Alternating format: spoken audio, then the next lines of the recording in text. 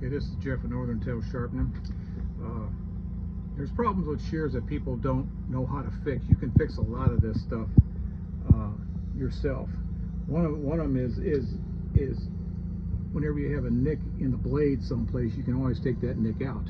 You can get a quarter like this and put it on the inside of the blade and move it back and forth like this, and it'll take the nick out. It doesn't hurt the sharpening. All it does is it smooths out that nick so it'll open and close.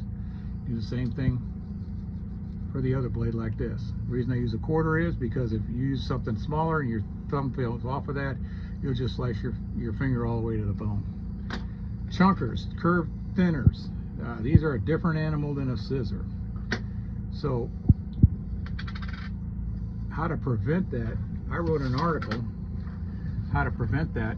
It's if you on your thinners and chunkers, if your thumb is sloppy like this, as I talk about it in here, you need to put an insert in there, because what you want to do, if you don't have an insert in there, you can see that it's catching already. You're squeezing automatically with your hand, or your scissor is too loose.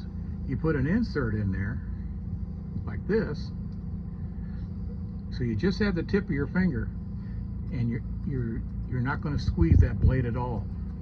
It's just going to go up and down. If you need a little bit more tension, you put tension here. You don't squeeze harder. That's the problem that a lot of people have. They try to squeeze the scissor, but we set the tension up so the scissor tension does the squeezing for you. You just put your thumb here. If you don't set the scissor up correctly, it's going to catch an inch from the pivot, and a lot of them do. And we're going to try to take that quarter. We're going to spread this apart. First we'll do this. We're going to spread this apart, close it, and squeeze it right there and open it. Do this a couple times.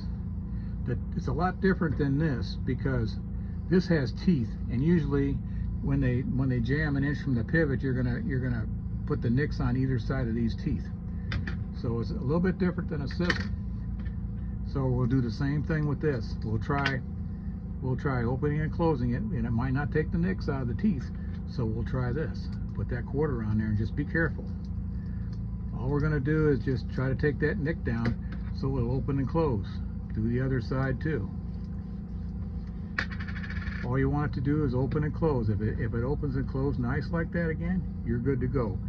We haven't messed with the sharpening. We haven't done anything. We haven't destroyed it or anything. But if we can't get that nick out on a thinner or a chunker, we're going to have to send it in to be homed. It's going to have to be resharpened to get that nick out of there. But this is on our website, northerntails.com. It's right on the home page. You can download it. It's free. It talks about not loosening up your shear, getting these inserts on your thumb. The thumb is all you need it on. And then if the shear is too loose or you're squeezing too hard, it's going to catch an inch from the pivot every time.